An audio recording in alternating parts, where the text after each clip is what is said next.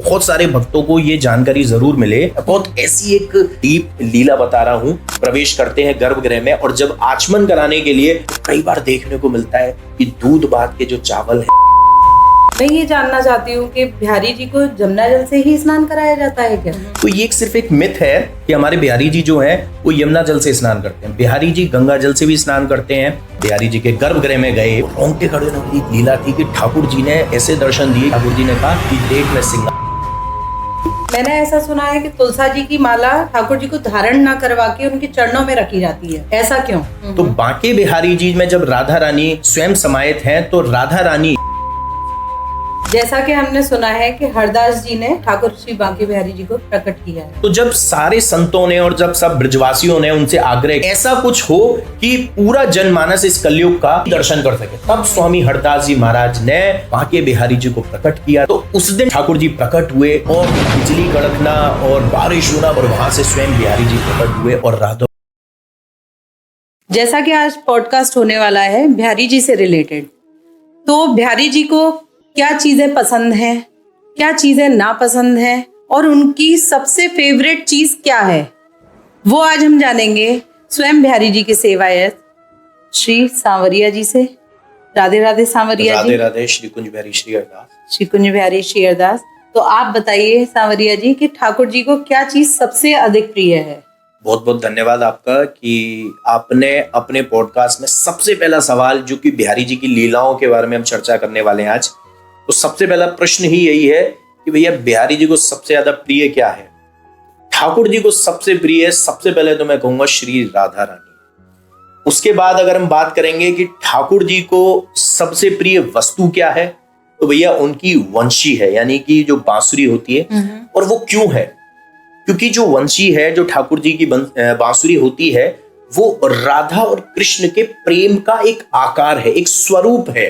इसीलिए बिहारी जी कहीं भी कभी भी होंगे, चाहे बिहारी जी निधवन जा रहे हैं, चाहे बिहारी जी शयन कर रहे हैं, चाहे बिहारी जी गर्भगृह में सिंहासन पे दर्शन दे रहे हैं, चाहे बिहारी जी की इत्र मालिश चल रही है, चाहे बिहारी जी का श्रृंगार हो रहा है, चाहे बिहारी जी बाहर आकर गर्भगृह से जगमोहन में दर्शन दे रहे हैं या हरियाली तीज में उससे भी आगे आ जाते हैं झूला झूलने के लिए, वहां पर दर्शन दे रहे हैं, पीछे सेज सैया सजी है बिहारी जी की, वहां पर भी कहीं भी हो ठाकुर जी महाराज एक वस्तु सर्व हमेशा अपने पास रखते हैं और वो है उनके प्रेम का आकार राधा और कृष्ण, यानी कि उन्हीं के स्वरूप का आकार ठाकुर जी महाराज का वंशी। तो सबसे प्रिय वस्तु बिहारी जी की वंशी है, क्योंकि जब भी, जैसे हम जनरली भी देखेंगे कि अगर हमें किसी से प्रेम होता है तो हम उसकी कोई एक ऐसी वस्तु को अपने पास रख लेते हैं जिससे हमें उसकी याद आती रहे, बार बार हमारे दिमाग में चलता रहे। लेकिन ठाकुर जी ने तो स्वयं एक आकार बना दिया अपने प्रेम का कि भैया मैं बंसी धारण कर रहा हूं, बंसी बजा रहा हूं, एक महारास हो रहा है, और वही बंसी को राधा रानी ने भी अपने मुखारबिंद पे लगाया। आप बंसी चोरी के दर्शन भी श्री निधवन राज में कर सकते हैं।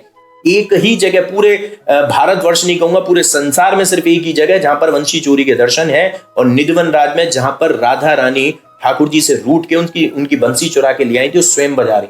तो जिसको मुखार बिंदु से अपने होठों से राधा रानी लगा लिया है, तो भैया वो तो ठाकुर जी की सबसे प्रिय होगी। इसीलिए ठाकुर जी को वंशी सबसे ज्यादा प्रिय है। प्रसाद की हम बात करेंगे तो जैसा मैं बताया कि ठाकुर जी को वस्तु में वंशी है, ऐसे ही ठाकुर जी को जो प्रिय भोग है सबसे, वो है दूध भात। बिहारी जी का जो दूध भात लगता है वो बिहारी जी महाराज सिर्फ एकादशी पर नहीं लेते हैं या किसी अन्य कोई बड़ा फेस्टिवल होता है उस पर, लेकिन बिहारी जी को दूध भात जो है वो हमेशा भोग लगता है। और सबसे प्रिय ठाकुर जी का जो है वो दूध भात है। और ठाकुर जी इतना प्रिय है कि कई बार एक लीला के चमत्कार के दर्शन करने को मिलते हैं कि जब हम आचमन कराने के लिए ठाकुर जी के समक्ष जाते हैं, जब भोग आ जाता है ठाकुर जी का, चाहे दिन में हो राजभोग या रात्रि का शयन भोग हो, जब उसके पश्चात गर्भगृह में हम जाते हैं, क्योंकि एकांत छोड़ देते हैं ठाकुर जी को, राधा रानी को, स्वामी हरदास जी को, क्योंकि स्वामी हरदास जी ही भोग पवाते हैं बिहारी जी को। तो उस भाव के साथ जब हम लोग प्रवेश करते हैं गर्भगृह में, और जब आचमन कराने के लिए ठाकुर जी के मुख के पास घंटी और कटोरी रखी जाती है, जो आचमन ठाकुर जी को कराया जाता है, जल पिवाया जाता है जिसको हम कहेंगे, तो कई बार देखने को मिलता है कि दूध भात के जो चावल हैं या दूध भात का जो दूध है या दूध चावल उनके वक्ष स्थली पे देखने को मिलता है। बहुत ऐसी एक मतलब एक डीप लीला बता रहा हूं कि बिहारी जी से अगर आप जुड़ते हैं, आप अपने घर में भी, और ठाकुर जी को अगर आप दूध भात का भोग लगाएंगे, तो यकीन मानिए 41 डेज आप एक बार ये करके देख लीजिए। एक दिन आपको इन 41 दिनों में ठाकुर जी कुछ ना कुछ ऐसी लीला के दर्शन करा देंगे। क्या पता आपकी वो दूध भात की कटोरी जो वो गिर गई हो, क्या पता उनके वक्षस्थली पे हो, क्या पता उनकी पोशाक पे लगा हो, क्या पता वो ठाकुर जी ने आधी कर दी हो, आपने रखी तो पूरी थी। तो कुछ भी दर्शन दे सकते हैं, या हो सकता है स्वप्न में आपको ऐसे दर्शन दे रहे हैं कि आपको कह रहे हैं कि अरे मैं मीठा खाऊंगा दूध भात में, कल ज्यादा मीठा मिलेगा। जिस दिन ऐसा हो जाए ना, आप समझ लीजिए कि बिहारी जी की कृपा हो गई, राधा रानी की कृपा हो गई। जैसा कि आप बांके बिहारी जी के सेवायत हैं, तो मैं ये जानना चाहती हूँ कि बिहारी जी को जमुना जल से ही स्नान कराया जाता है क्या? देखिए, बिहारी जी जो है ना, ठाकुर जी हमारे ऐसे ठाकुर हैं लाडले कि वो सब कुछ एक्सेप्ट करते हैं। किसी भी कोई भी भक्त आता है, चाहे वो शहर से आ रहा हो, चाहे वो गांव से आ रहा हो, कहीं से भी कोई भी भक्त आता है, वो सबके भाव एक्सेप्ट करते हैं। तो ये सिर्फ एक मिथ है कि हमारे बिहारी जी जो है वो यमुना जल से स्नान करते हैं। बिहारी जी गंगा जल से भी स्नान करते हैं।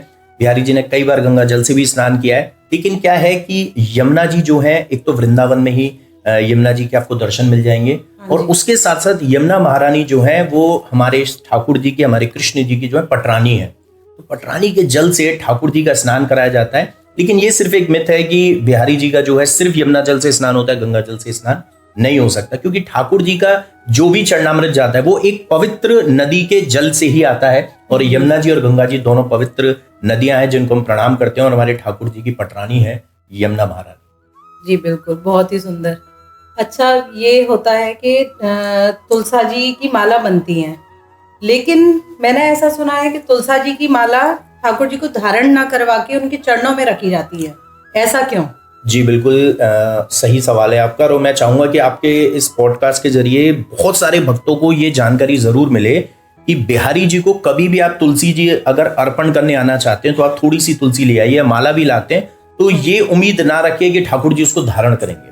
देखिए, राधा रानी के साथ ठाकुर जी का मेल है। हमारे जो बिहारी जी हैं वो राधा और कृष्ण के मिले जुले स्वरूप के दर्शन देते हैं। तो बांके बिहारी जी में जब राधा रानी स्वयं समाहित हैं, तो राधा रानी कभी भी तुलसी जी धारण नहीं करती, क्योंकि बिहारी जी के हृदय पर राधा रानी वास करती है। जब ठाकुर जी के हृदय पर राधा रानी वास करेंगी तो नेचुरल बात है, क्योंकि जो तुलसी जी हैं उनका स्थान सिर्फ श्री चरणों पर रह जाता है।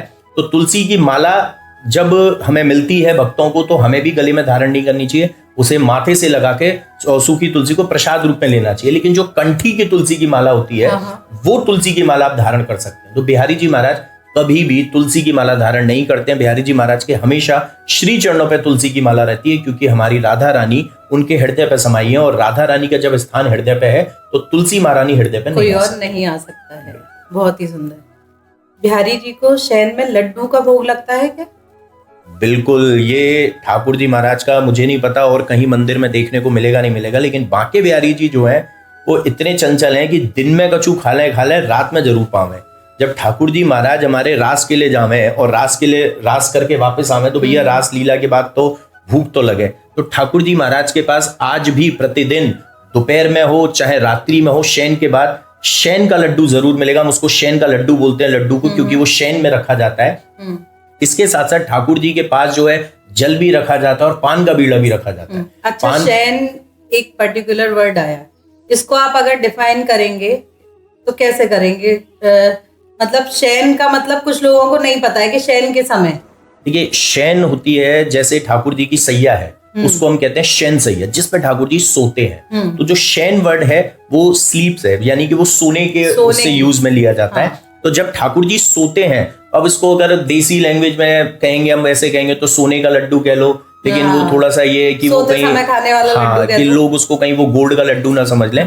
तो शयन का लड्डू जो है ठाकुर जी का चलता है, और आज भी ठाकुर जी इतने लाइव चमत्कार दिखाते हैं। मैंने तो खुद अपनी आंखों से देखा है ठाकुर जी का चमत्कार, कि एक बार एक ही भक्त के ठाकुर जी सिर्फ एक ही बॉक्स से जो है शयन का लड्डू पा रहे थे। और हम लोग सेवा में थे, मैंने पहले भी ये चीज बताई है। मतलब ऐसा एक लीला है ठाकुर जी की तो लीला होती है, और हमारे लिए चमत्कार होते हैं। हम जो है उसको दर्शन करने के लिए कई बार जो हम पुजारी हैं, ठाकुर जी की उन लीलाओं के दर्शन करने के लिए कई बार लालायित रहते हैं और कहते हैं कि प्रभु दर्शन दो ना यार, कछु तो दिखाओ अनु को। आप बिहारी जी को सभी स्वरूप में मानिए, सभी रूप में मानिए, सभी रिश्ते में मानिए। तो कई बार जब ठाकुर जी की मालिश करते हैं शयन के वक्त, तो हम ठाकुर जी के इस भाव से करते कि हम सहचरी हैं और ठाकुर जी को आराम देने के लिए, ठाकुर जी को रिलैक्स के लिए, ठाकुर जी को जो है सुख प्रदान कर रहे हैं उस मालिश के जरिए। इसी तरीके से जब हम कभी कभी ठाकुर जी से वार्तालाप करते हैं तो हमारे इष्ट भी हैं, हमारे मालिक भी हैं, और भाव ये भी आता है कि हमारे मित्र भी हैं, सखा भी हैं। तो उस सखा भाव से, मित्र भाव से हमने जो है वो बॉक्स के ऊपर 4-5 बॉक्स रख दिए थे कि भैया अगले दिन हम देखेंगे कि बिहारी जी रोज जई में से पा रहे हो, अब देखें जा में से कैसे पाओगे। ये नटखट लीला ठाकुर जी ने हमें अगले दिन दिखाई, जब सुबह में और मेरे कजन भैया है, वो हम जब बिहारी जी के गर्भगृह में गए, सुबह की सेवा थी हमारी, तो रोंगटे खड़े होने वाली एक लीला थी कि ठाकुर जी ने मतलब ऐसे दर्शन दिए कि हमें ये था कि कहीं चूहा तो नहीं खा रहा उसमें से। ठाकुर जी के मंदिर में बहुत सारे चूहे डोलते रहे, वो सभी ठाकुर जी के ही हैं। वो सारे बॉक्स एज इट इज रखे हुए थे दूसरी जगह, यानी एक जो गोल चौकी रहती है, और वही बॉक्स जो है खुला हुआ था, और वो शयन का लड्डू ठाकुर जी के सिंहासन पे था कि ठाकुर जी ने कहा कि देख मैं सिंहासन पे बैठा और मैंने वो लड्डू का प्रसाद। तो शयन का लड्डू भोग जब लगता है और उसके बाद जब हम पुजारी प्रसाद पाते हैं, तो मेरा एक मानना है कि ये दूसरा सबसे ठाकुर जी का निज प्रसादी है, दूसरा सबसे ठाकुर जी का एक प्रिय प्रसादी है, जिसको पाना, जिसको मिलना बड़ा मुश्किल होता है। तो आम लोग जो होते हैं वो कैसे पा सकते हैं इस लड्डू को? देखिए, श्री बांके बिहारी जी में गुरु शिष्य परंपरा चलती है। गुरु शिष्य परंपरा के अनुसार ही सारी सेवाएं समर्पित होती हैं, जैसे पोशाक सेवा है, 56 भोग सेवा है, फूल बंगला सेवा है, दहलीज पूजन सेवा है, चौखट पूजन, वो सारी अपने गोस्वामी के माध्यम से जो भक्त आते हैं वो सेवा समर्पित करते हैं। तो इसी तरीके से अगर आपको ठाकुर जी का शयन का लड्डू चाहिए तो आपके जो भी गोस्वामी जी हैं, आप उनके जरिए ठाकुर जी का वो शयन का लड्डू पा सकते हैं। लेकिन ऐसा नहीं है कि मैं सोचें कि भैया हम जब गए और ठाकुर जी का शयन का लड्डू पहले बड़ी मुश्किल से मिलता है, क्योंकि बड़े लिमिटेड होते हैं। उसके लिए पहले आप ठाकुर जी को साल भर सेवा समर्पित कीजिए, साल भर ठाकुर जी को शयन के लड्डू लगाइए। और मैं तो कहता हूं इतने दृढ़ संकल्प के साथ, इतने पवित्र अपने जो है भाव के साथ आप ठाकुर जी को भोग लगाओ कि अगर उस भक्त का ठाकुर जी प्रसाद पा सकते हैं डेली, तो आपके बॉक्स में से भी ठाकुर जी खोलें और आपके भाव को स्वीकार करें। ये भाव का खेल है। ठाकुर जी की सेवा कहीं भी आप चले जाइए, किसी भी भारतवर्ष के किसी भी मंदिर में या किसी भी पूरी दुनिया में, सारा खेल भाव का है। ठाकुर जी अहम खाते हैं। अगर हम बात करेंगे कि ठाकुर जी क्या खाते हैं, तो ठाकुर जी एक भक्त का अहम खाते हैं। तो ठाकुर जी को जब भोग लगाएं तो भाव के साथ भोग लगाइए, ठाकुर जी उसी बॉक्स में से आपके में से प्रसाद पाएं, और फिर अगर वो आपको प्रसादी मिलेगा तो इससे ज्यादा पवित्र प्रसाद, इससे ज्यादा अच्छा भोग कभी भी कुछ नहीं हो सकता। जैसा कि हमने सुना है कि हरदास जी ने ठाकुर श्री बांके बिहारी जी को प्रकट किया है अपने भजन के माध्यम से, तो क्या कोई और भी ठाकुर है जिनको उन्होंने प्रकट किया है या फिर सिर्फ बांके बिहारी ही है? देखिए, स्वामी श्री हरदास जी महाराज ने तो कभी इच्छा ही नहीं रखी कि वो बिहारी जी को प्रकट करें। स्वामी श्री हरदास जी महाराज जब वृंदावन आए तो एक स्थान पर वो भजन साधना, अपनी भजन लीला करते थे, स्थली बनाई उन्होंने, और वो उसको आज हम जानते हैं श्री निधवन राज के नाम से, जो यमुना तट के किनारे। तो श्री निधवन राज पर जब स्वामी हरदास जी महाराज भजन करते थे प्रतिदिन, तो काफी सारे संत महात्मा लोग वहां आते थे।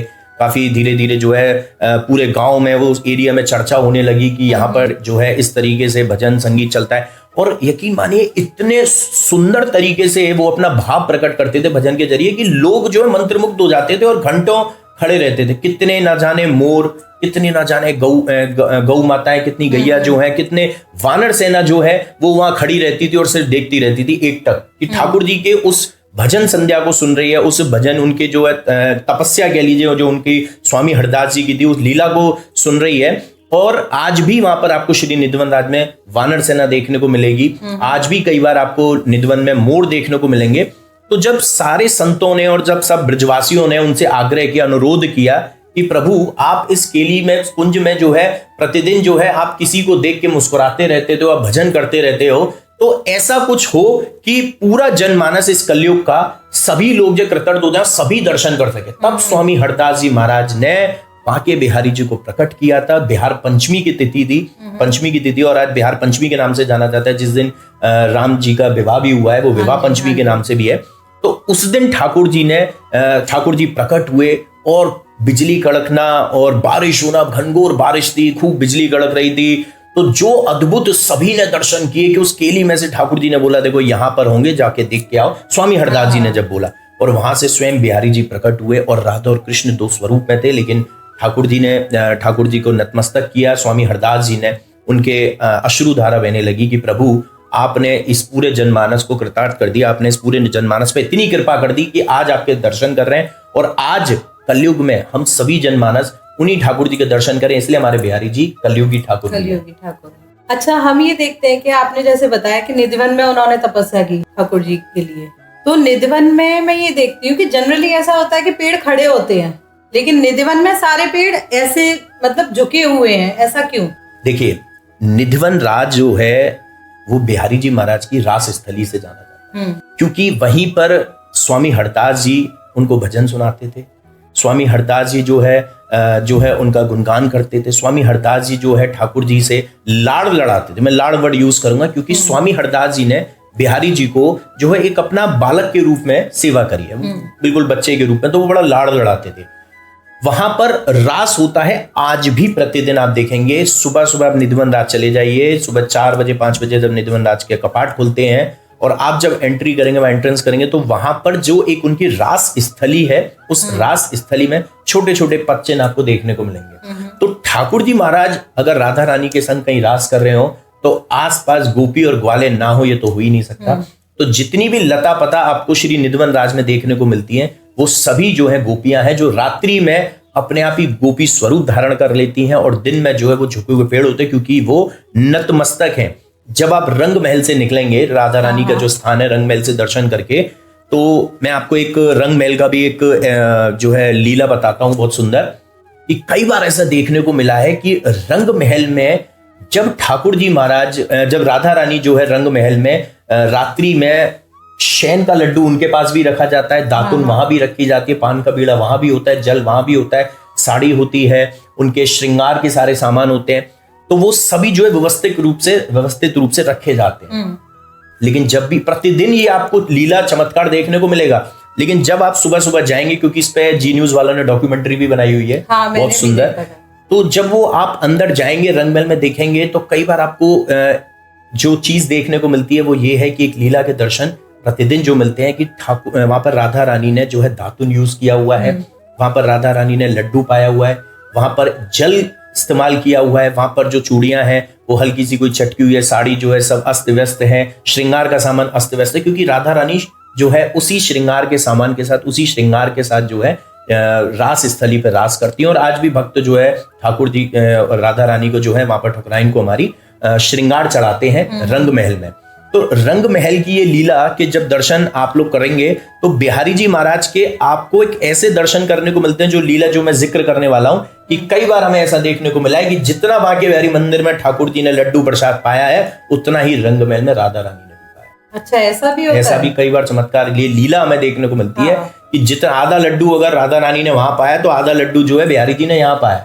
भाई वो एक प्राण दो देही के दर्शन देते हैं, वो अलग तो है ही नहीं, तो जितना राधा रानी पा रही उतना ही बिहारी जी पा रहे। अरे ये तो बहुत ही अच्छी बात है। आपने शयन भोग के समय पे बोला था कि रात में हम इत्र सेवा करते हैं, तो क्या तेल की मालिश करवाते हैं ठाकुर जी, या फिर इत्र की ही मालिश होती है ठाकुर जी को?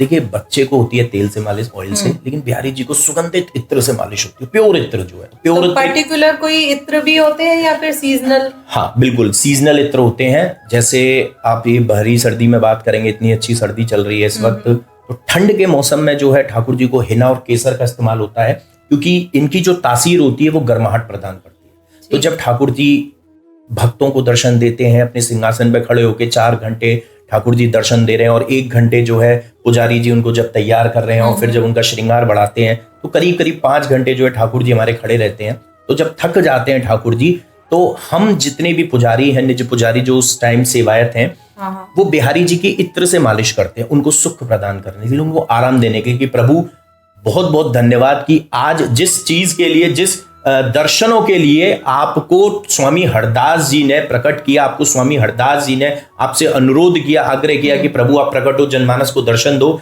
इतने जनमानस आज दर्शन करके गए, तो आप भी थक गए होंगे। तब धीरे धीरे हल्के हल्के अपनी हथेलियों से, उंगलियों से मालिश की जाती है। तो सीजनल इत्री होता है, ताकि उसकी तासीर जो है गर्म रहे और ठंडी रहे। तो गर्मियों में जो है सबसे ज्यादा गुलाब और उसके बाद जो है खस का इत्र यूज किया जाता है गर्मियों के सीजन में, ताकि वो तासीर जो है उसको ठंडक पहुंचाए ठाकुर जी को। और जिस वक्त मैं देखिए आपके पॉडकास्ट के माध्यम से बहुत अच्छी चीज बताऊंगा कि जिस वक्त बिहारी जी को इत्र से मालिश होती है, उस वक्त जो पुजारी जी होते हैं वो सहचरी भाव में होते हैं। और सहचरी भाव जो होता है वो इतना सुंदर, अद्भुत, और सिर्फ एक ही ऐसा भाव है जहां पर राधा और कृष्ण के अलावा और कोई नहीं होता। यानी कोई गोपी नहीं, कोई ग्वाले नहीं, सबका स्थान, सखियों का स्थान निकुंज तक है। निवृत्त निकुंज में पहुंचने का मतलब है इससे ऊपर कुछ भी नहीं है।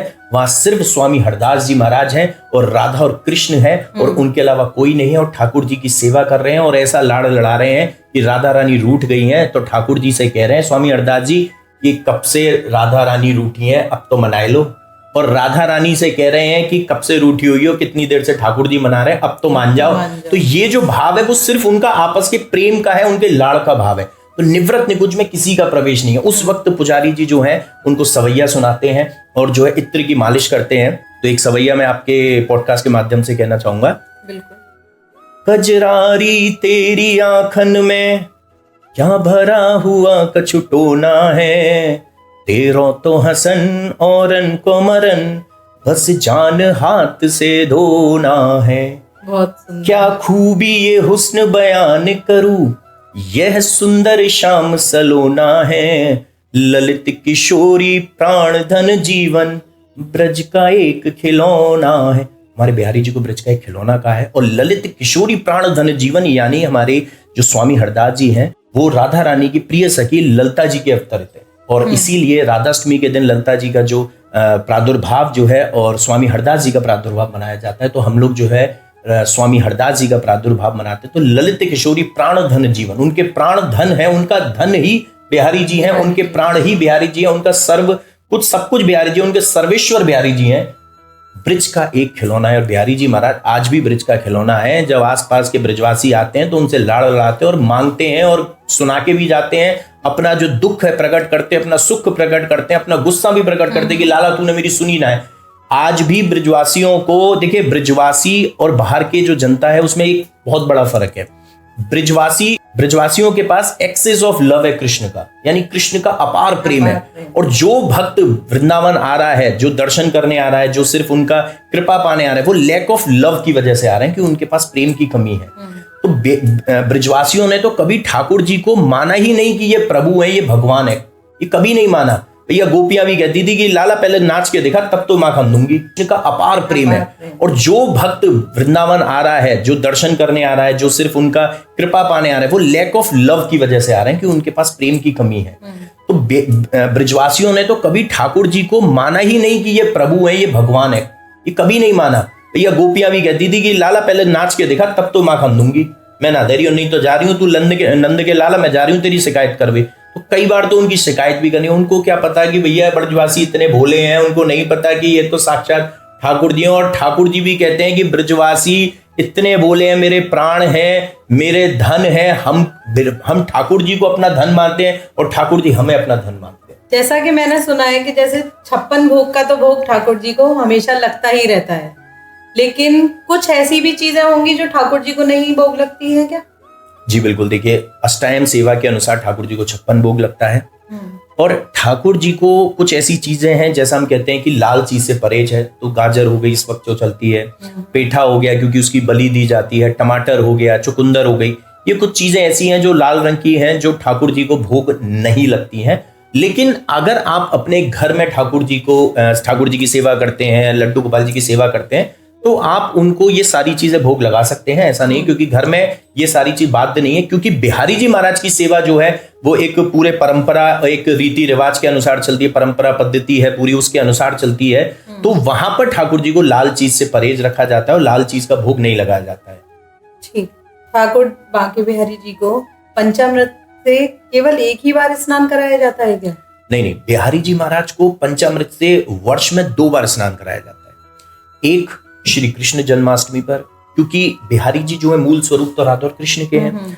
तो जब कृष्ण जी का जन्म दिवस आ गया है, कृष्ण जी का जन्मोत्सव आ गया है जन्माष्टमी के दिन, तो उस दिन बिहारी जी को रात्रि में पंचामृत से अभिषेक होता है 12 बजे के अराउंड। दूध, दही, शहद, बूरा घी, इस तरीके से पूरा पंचामृत बनाया जाता है और ये भक्तों में भी वितरण होता है। हम लोग भी काफी वितरण करते हैं।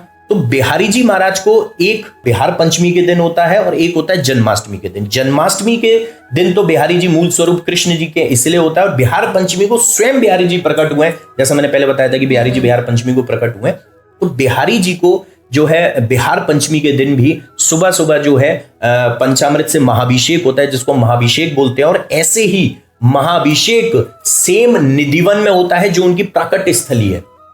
और प्राकट स्थली पे सुबह 4 बजे के लगभग भोर में जो है प्राकट स्थली पे जो उनकी जगह है, प्राकट स्थली जहां से ठाकुर जी प्रकट हुए, वहां पर अभिषेक होता है। और बिहारी जी में करीब 6 बजे 7 बजे के अराउंड जो है दिन में वो महाभिषेक होता है। ऐसे ही राधाष्टमी के दिन स्वामी श्री हरदास जी महाराज का पंचामृत से अभिषेक होता है, क्योंकि स्वामी हरदास जी महाराज का राधाष्टमी को प्रादुर्भाव मनाया जाता है। तो बिहारी जी में 2 बार होता है और निधिवन में भी इसी तरीके से 2 बार।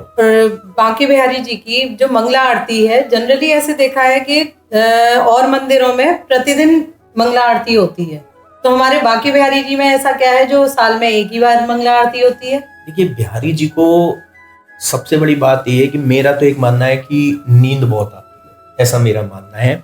लेकिन मैं इसके लिए ये कहूंगा, क्योंकि मेरा मानना हर चीज नहीं हो सकती, कि रात्रि में, जैसे हमने सारे जवाबों में देखी, रात्रि में हमारे बिहारी जी जो है वो रास के लिए श्री निधिवन रात जाते हैं। और रास करके जब रात्रि में आएंगे, लेट आएंगे, सुबह तक पहुंचेंगे, यहाँ के बेचारे पैदल नंगे पैर तो जाते हैं बिहारी जी दहलीज लांग कर। और आपने देखा होगा कि कई भक्त रात्रि में 11-12 बजे बिहारी जी की दहलीज पर जाते हैं। वहां पर बाहर वाली, अंदर तो एंट्री प्रवेश नहीं है, तो बाहर जाते हैं, दहलीज पर इत्र लगाते हैं कि जब लाला बाहर आवेगो तो भाई जे इत्र की सुगंध आवेगी, तो वो दहली पे उसी भाव के साथ लगाते हैं। तो बिहारी जी महाराज क्योंकि रात्रि में रास रहता है, और बिहारी जी महाराज की जो सेवा हम लोग करते हैं वो बाल स्वरूप में करते हैं। वैसे तो हमारे बिहारी जी महाराज जो है यौवन अवस्था में है, लेकिन बिहारी जी महाराज की सेवा बाल स्वरूप में होती है। तो उसके अनुसार जो है सुबह जल्दी नहीं उठाते, क्योंकि घर में भी जनरली लोग जो है जब छोटे छोटे बच्चे होते हैं तो उनको जल्दी नहीं उठाते हैं। और इतने कोमल है बिहारी जी, जैसे एक न्यू बॉर्न बेबी होता है ना, बिल्कुल सॉफ्ट, कि हम कह लें कि माखन से भी ज्यादा और जल से भी ज्यादा निर्मल और कोमल। तो जैसे जल में हल्का सा अगर उंगली टच करेंगे तो पूरा जल हिल जाता है, इसी तरीके से बिहारी जी हैं। जब हम उनको हाथों में लेते हैं या उनको आलिंगनबद्ध करते हैं, जब उनकी इत्र मालिश करते हैं श्री चरणों पर, तो इतना ख्याल रखते हैं कि भैया हमारी उंगली के स्पर्श से भी उनको तकलीफ ना हो। तो बिहारी जी महाराज की जो है मंगला आरती का कारण सिर्फ यही है कि ठाकुर जी महाराज जो है निधिवन जाते हैं, रास में रहते हैं, इसीलिए सुबह नहीं होती है। और आज भी बिहारी जी की मंगला आरती रात्रि करीब 1:30 से 2 बजे के टाइम पर होती है, सिर्फ और सिर्फ जन्माष्टमी के दिन, क्योंकि उस दिन जो है कृष्ण स्वरूप में ठाकुर जी हैं। और आप कभी भी, जितने भी भक्त इस पॉडकास्ट को सुन रहे हैं, अगर कभी जन्माष्टमी पर रात्रि वाले दर्शन करेंगे ना, तो पूरे वर्ष में सिर्फ 2 ही बार आपको एक ऐसे अद्भुत दर्शन मिलेंगे, चाहे कैसा भी पुजारी श्रृंगार कर ले, सिर्फ वर्ष में 2 बार ऐसे दर्शन मिलते हैं जो अगर फील करोगे तो आपको लगेगा कि ये बिल्कुल सही कहा है। बिहारी जी के बिल्कुल एक छोटा सा जो बच्चा होता है ना, बालक होता है, बिल्कुल न्यू बॉर्न बेबी, वो श्रृंगार आपको नजर आएगा, छोटा सा फेस लगेगा। और ऐसे ही दूसरा बिहार पंचमी, क्योंकि उस दिन भी ठाकुर जी तो जन्माष्टमी पर, बिहार पंचमी पर जब मंगला दर्शन आप लोग करेंगे, तब आप देखेंगे कि बिहारी जी का फेस बड़ा छोटा लग रहा है, क्योंकि बिहारी जी की वो जन्म दिवस कह लीजिए कृष्ण जी का, और वो कह लीजिए प्राकट दिवस। हाँ जी, मैंने जनरली ये देखा है कि और जैसे मंदिर हैं वृंदावन में, उनमें घंटे बाजे या ढोल नगाड़े बजते हैं, अंदर मंदिर में भी बजते हैं। लेकिन ऐसा बिहारी जी के मंदिर में क्या है जो घंटे बाजे या ढोल नगाड़े वगैरह बिहारी जी के अंदर मंदिर में नहीं जाते हैं? देखिए, बिहारी जी की, मैंने अभी इसका भी जवाब दिया था कि बिहारी जी की सेवा जो होती है ना, बाल स्वरूप में होती है, बहुत छोटे से बच्चे के रूप में। कभी भी आप किसी भी एक छोटे से बच्चे के पास घंटी घंटियार बजाइए तो उसको तकलीफ होती है, इसीलिए चिढ़ जाता है, वो रोने लगता है। और वो जब बिहारी जी अगर रो रहे हैं तो भैया ऐसा तो कोई काम करना ही नहीं है कि ठाकुर जी हमसे रुष्ट हों। हमें ठाकुर जी को सुख देना है, ठाकुर जी से लाड़ लड़ाना है। स्वामी हरदास जी महाराज जो है जब भजन करते थे तो इतनी मधुर माधुर्य में होता था कि आसपास के पशु पक्षी जितने भी होते थे सब सुनने के लिए आ जाते थे। तो जब बिहारी जी की सेवा होती है तो कोई भी आरती में घंटी नहीं होती। अभी तो आरती में आपने आरती की बत्तियां यूज करते हुए देखे हो, लेकिन पहले जब बिहारी जी की आरती भी होती थी तो वो पुष्प से होती थी, फूल रखे जाते थे। आज भी ब्रजवासियों को आप नोटिस करिएगा, जब सुबह श्रृंगार आरती होती है तो बहुत सारी जो पीछे लेडीज होती है उनके हाथ में ना पुष्प होते हैं और वो पुष्प से आरती करती हैं। इसी स्वरूप में बिहारी जी की पहले आरती होती थी, लेकिन अब जो है बत्तियां यूज में आने लगी, क्योंकि ठाकुर जी को जैसे जैसे भक्तों की संख्या बढ़ने लगी तो ठाकुर जी को नजर लगने लगी। अब नजर के लिए तो भैया वो अग्नि प्रज्वलित करके और फिर उससे नजर उतारी जाती है। तो हमारे यहाँ जो भाव है आरती का वो ठाकुर जी की नजर उतारने का है। और इसमें भी एक चीज कहूंगा कि कई बार आपको ऐसा देखने को मिलेगा कि जब बिहारी जी की आरती होती है तो कई बार जो जो बत्तियां प्रज्वलित करी जाती हैं तो वो एकदम लौ पकड़ लेती हैं बहुत ज्यादा, और वो पूरा भाव जो है यही है और इसी मान्यता से है कि जब वो बहुत ज्यादा लौ पकड़ लेती है तो हम कहते हैं आज लाला ज्यादा नजर लग गई है, आज बिहार जी ज्यादा नजर लगी। फिर उसके पूरी नजर उतारने के बाद ठाकुर जी को जब हम श्रृंगार बढ़ाते हैं, इत्र से मालिश करते हैं, तो उनसे क्षमा भी मांगते हैं कि प्रभु आज कैसा श्रृंगार तुमने कराया हो, मैंने तो कर दियो, पहले तुम्हें अच्छा लग रहा हो लेकिन अब जब मुझे ना मालूम है कि तुम्हें नजर लगेगी। तो बिहारी जी को नजर भी भक्त लगाते हैं। देखिए अपने ही नजर लगाते हो, सारे भक्त जब उनके हैं तो भैया नजर तो उनको लगेगी। कोई उनको कांत भाव में मानता है पति रूप में, कोई उनको भाई मान रहा है, कोई अपना पिता मान रहा है, कोई पुत्र मान रहा है, कोई मित्र सखा मान रहा है। हर स्वरूप में जो है ठाकुर जी को पूज्य करते हैं। कई तो ऐसी लेडीज आती हैं जो उनको अपनी सखी मानती हैं, बहुत सारी ऐसी इवन मैं कहूंगा लड़के भी ऐसे होते हैं जो सखी श्रृंगार करके रहते हैं और स्वरूप में रहते हैं और वो भी बिहारी जी को अपनी सखी मानते हैं। तो बिहारी जी सारे भाव एक्सेप्ट करते हैं। कई बार आपने देखा होगा कि जो पीछे गांव के जैसे लोग आते हैं उनका भाव होता है कि भैया मैं आगे नहीं जा पाऊंगा तो मेरा प्रसाद कैसे पहुंचेगा, तो पेड़ा लेके अमावस्या के दिन आपको सबसे ज्यादा मिलेगा, वो फेंक के मारते हैं कि इनके मुंह पे लगना चाहिए लाला के। हमें लगता है डर कि भैया ठाकुर जी के नेत्रों पे नहीं लग जाए, ठाकुर जी के मुखार बिंद पे ना लग जाए, लेकिन ठाकुर जी के वो मुख पे मारते हैं। उनका भाव अलग है कि वो पेड़ा भी उन पे पहुंचना चाहिए। और बिहारी जी मुस्कुराते रहे, तुम वो मार रहे हो, चल कोई बात ना मैं खा लूं। तो कई बार उनके मुख पे वो पेड़ा देखने को मिलता है। ऐसे ही बिहारी जी को माला भी कैसे बनाते हैं, इस तरीके से यूं करा और वापस अपने गले में पहन ली उन्होंने माला। उन्हें पता है कि बिहारी जी एक भी माला लाया मुंह पहना, इतने पैसा 20 रुपए की माला लाऊं तो पहनाऊंगा, तो मैं का पहनूंगा, तो ले तू भी पहन ले और मैं पहन लूं। तो ये भाव है, ठाकुर जी एक्सेप्ट करते हैं। कई बार गर्मियों में जब फूल बंगले में बिहारी जी विराजमान होते हैं तो उनका जो ठाकुर जी का जामा होता है अंदर का वो भी हमें गीला मिलता है, यानी कि ठाकुर जी को पसीने आते हैं। ऐसे ही कई बार अमावस्या की सेवा के बाद जब ठाकुर जी का श्रृंगार बढ़ाते हैं तो आप यकीन मानिए हम लोगों के भी रोंगटे खड़े हो जाते हैं, जबकि रोज ही ऐसी चीजें बिहारी जी के जो गर्भगृह में रोज कोई ना कोई लीला के दर्शन करने को मिलते हैं, लेकिन फिर भी रोंगटे खड़े हो जाते हैं जब हम देखते हैं कि भैया पेड़ा तो पड़ा तो यहाँ पर था लेकिन वो उनकी कमर के अंदर तक है, उनके जो है जांघों पर है, उनके चरणों पर है, उनके जो है स्वरूप ठाकुर जी के पेड़ा ऐसा लग रहा है जैसे किसी ने अंदर से मल दिया है। तो बिहारी जी वो भी भाव एक्सेप्ट करते हैं कि भैया उसको छुपा लेते हैं कि चल मैं बाद में खाऊंगा, जाने वो इतने भक्त ने दियो। तो ये सारी चीजें हमें देखने को मिलती है और इससे पता चलता है कि बिहारी जी कितने अटैच्ड हैं और कितना ठाकुर जी का मेल है अपने भक्तों से। अगर मेल ना होता तो पूरे वृंदावन धाम में कितनी भी भीड़ हो जाए, कितनी भी पब्लिक हो जाए, चाहे पूरा मंदिर खाली, चाहे पूरा वृंदावन खाली हो जाए, लेकिन माँ के बिहारी मंदिर में भीड़ रहेगी। और जितनी वृंदावन में ये जनमानस आता है वो सभी बिहारी जी के दर्शन करने के लिए जाते हैं। बिहारी जी के मंदिर में मैंने ये देखा है कि बार बार पर्दा लगाया जाता है, ऐसी प्रथा क्यों है? देखिए बिहारी जी की पर्दा प्रथा के पीछे एक कह लीजिए एक लीला है कि एक रानी थी, भक्त थी, बहुत अपार भक्त थी ठाकुर जी, उनके पुत्र नहीं था और बिहारी जी हमारे नजरों से भी टेढ़े हैं, ठाकुर जी महाराज हमारे चरणों से भी टेढ़े हैं, ठाकुर जी महाराज हमारे हाथों से भी टेढ़े हैं, हाथ को इस तरीके से करके, ठाकुर जी महाराज हमारे कमर से भी टेढ़े हैं, ठाकुर जी महाराज गर्दन से भी टेढ़े हैं, टेढ़े होके देखते हैं। इसीलिए हम ठाकुर जी को कई बार बांके बिहारी का मतलब क्या है, बांके का मतलब ही टेढ़ा है। ऐसा टेढ़ा ठाकुर जो सब पर कृपा कर रहा है, जो पूरे वृंदावन में भ्रमण कर रहा है, बिहार कर रहा है। तो जब आप किसी भाव के साथ ठाकुर जी से कुछ भी मांगेंगे, एक टक देखते रहेंगे, तो यकीन मानिए जो आपके लिए सही है और आपने अगर शिद्दत से और बहुत ज्यादा डेडिकेशन के साथ ठाकुर जी से मांगा, वो जरूर देते। तो जो भक्त रानी थी, उस टाइम पर्दा प्रथा वगैरह कुछ नहीं होता था, वो एक टक ठाकुर जी को देखती रही और सिर्फ उनका भजन करते हुए, श्री कुंज बिहारी श्री अरदास करते हुए वो सिर्फ पुत्र मांगे जा रही थी, पुत्र मांगे जा रही थी और कोई भीड़ नहीं थी। तो पुजारी जी भी इधर उधर नहीं घूम रहे थे, वो भी बैठे हुए थे, देखे जा रही हैं, देखे जा रही हैं, देखे जा रही हैं, घंटों देखे जा रही हैं। और जब वो अपने तांगे में बैठती हैं अपने निज महल जाने के लिए, तो वो एक उबोध बालक जो है, एक छोटा सा, वो उनके पास आता है कुछ मांगने के लिए। पता नहीं उनको क्या होता है उस बालक को देख के, और सिर्फ एक ही भाव आता है कि मैं इसको ले जाऊं और अपने पुत्र के रूप में। तो वो तांगे में बैठाकर पुत्र के रूप में लेकर गई और जब पुजारी जी ने बिहारी जी को उठाया तो बड़े हल्के हो। थोड़ी देर बाद उनको समझ में आया, जब आपस में उन्होंने बातचीत करी तो समझ में आया कि कुछ तो ऐसा हुआ है कि ठाकुर जी या तो रूठे हैं या रुष्ट हुए हैं या कुछ तो ऐसा हुआ है। तो बड़ी प्रार्थना करने के बाद कि प्रभु आपको, क्योंकि देखिए स्वामी हरदास जी से ठाकुर जी का इतना लगाव है या इतना लाड़ है, इतना प्रेम है, अपार प्रेम जिसको हम कहेंगे, कि स्वामी हरदास जी का वास्ता अगर किसी चीज के लिए कभी आप दे देंगे तो ठाकुर जी कभी नकारेंगे नहीं। तो स्वामी हरदास जी ने भी वचन लिया था बिहारी जी से कि प्रभु मेरे बच्चों से यानी जितने पुजारी हैं, अगर इनसे कभी कोई गलती हो जाए तो क्षमा कर देना इन्हें। तो आज भी अगर हम लोगों से गलती होती है हम क्षमा मांगते हैं, और बिहारी जी इतने अपार हैं कि भक्तों को तो कर ही देते हैं, तो सोचिए हमको तो कर ही देंगे। तो जब उनसे माफी मांगी गई, ये सब किया गया, तो ठाकुर जी वापस आ गए। लेकिन क्योंकि अब किसी को अगर खुशी दी है ठाकुर जी ने तो उसको दुखी तो नहीं करेंगे, तो ठाकुर जी उसी स्वरूप में उसको एक पुत्र भी देकर आए। तो बिहारी जी की पर्दा प्रथा इसलिए शुरू हुई कि नैन से नैन ना मिले भक्तों के, वरना भैया कब चले जाए ठाकुर जी। पता ना, हमारे पास तो एक ही धन है श्री बिहारी जी, अगर वही चले गए तो हमारे पास तो कुछ भी नहीं है, निर्धन हो जाए। जैसा कि मैं ये तो जानती हूँ कि आप बांके बिहारी के सेवायत हैं, लेकिन एक होता है कि आंतरिक जो विश्वास होता है, खुद का विश्वास, बच्चों में विश्वास जगना भी बहुत बड़ी बात होती है। तो आपका ठाकुर जी के प्रति विश्वास कैसे जागृत हुआ?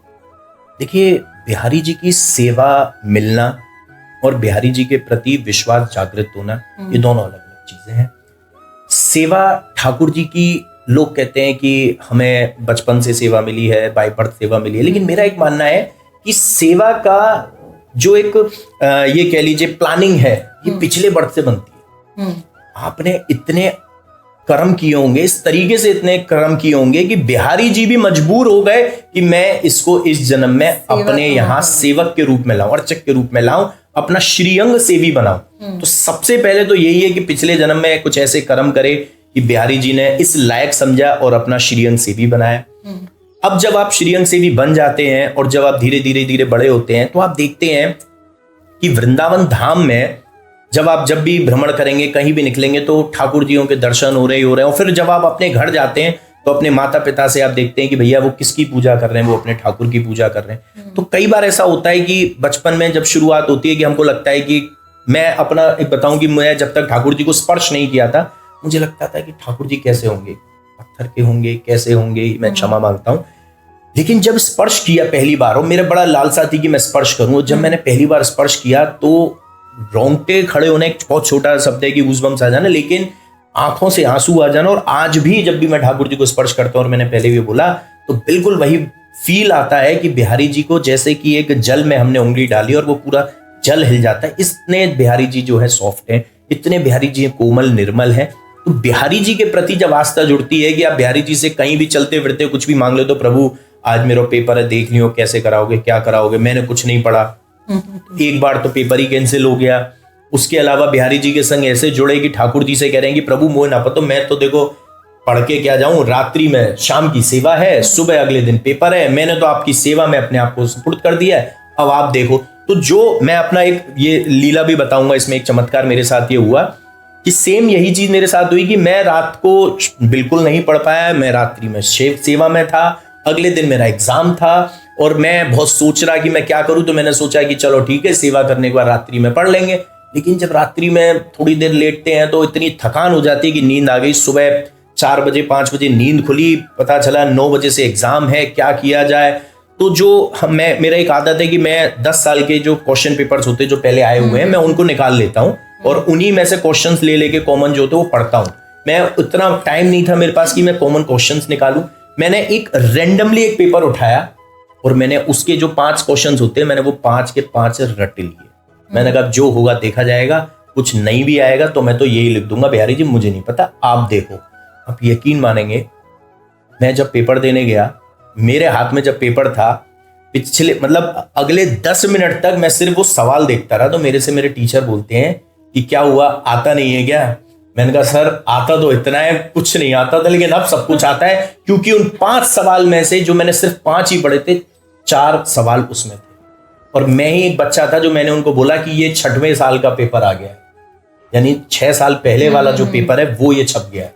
तो वो 5 में से 4 सवाल एज इट इज थे और सीक्वेंस वाइज भी थे, 5वां जरूर अलग था। मैंने 5वें का जवाब दिया। तो ऐसी ऐसी चीजें जब बिहारी जी से कहते हैं कि बिहारी जी आज तो लास्ट तो ही बचानी है, तो जब ऐसी चीजें देखने को मिलती है और आपके ऊपर ठाकुर जी की इतनी कृपा हो रही है, आप अपनी मेहनत भी कर रहे हैं, आप ठाकुर जी से जुड़े भी हुए हैं, आपका पूरा घर डेडिकेटेड है, आप एक ऐसे समाज में रहते हैं जो बिल्कुल बिहारी जी की आराधना करते हैं, तो कौन होगा जो ठाकुर जी से दूर जाना चाहिए? और अगर पिछले जन्म में कर्म किए, इस जन्म में सेवा मिली है, तो इसका मतलब पिछले जन्म के कुछ तो इफेक्ट्स जो है हमारे पास रहेंगे इस जन्म में, कि हम जो है नास्तिक ना बन सके कभी। और मैं कभी नहीं चाहूंगा कि मैं कभी भी ठाकुर जी की सेवा से वंचित हूं।